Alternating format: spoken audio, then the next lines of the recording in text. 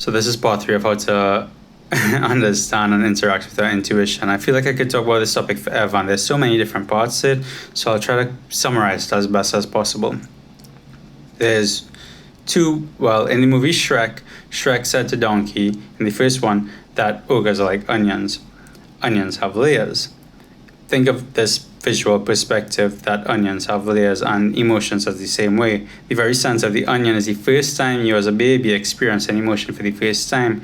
And you, with as much knowledge as you have of your surroundings and your reality, you try to survive by explaining the situation as best as you possibly could at that time. So the mechanism in which you used to cope with that emotion became the pattern that constantly replayed itself as every time you felt that emotion comes up.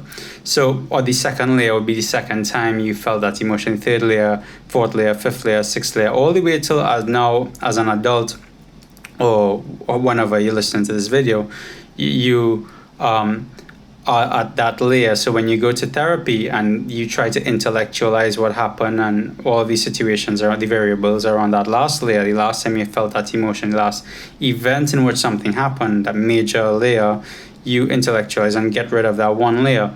But the coping mechanism doesn't change. It continuously repeats until you try to change it that way.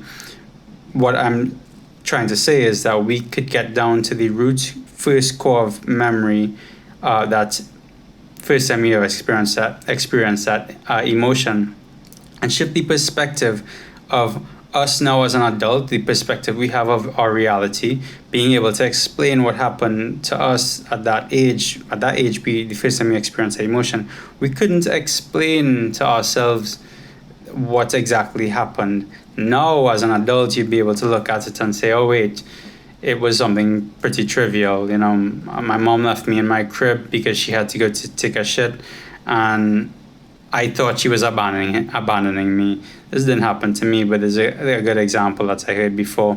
When in reality now, if we look back at it, we're just like, whoa, lady just had to use the washroom, She wasn't abandoning me. I was fine. I was okay.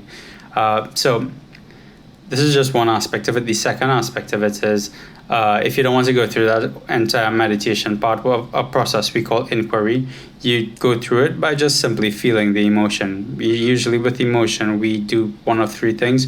We suppress or repress it, push it down, run from it, or we try to express it as best as possible and let out some of that all that pressurized emotion we have within us to get it out.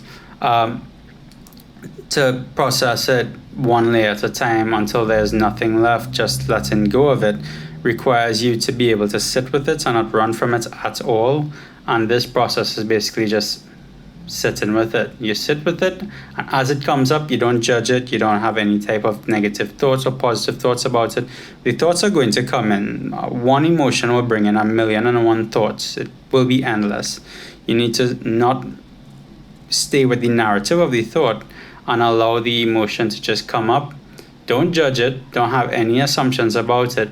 Feel it fully and let it express itself. See how you feel about it. If the tears flow, let it flow.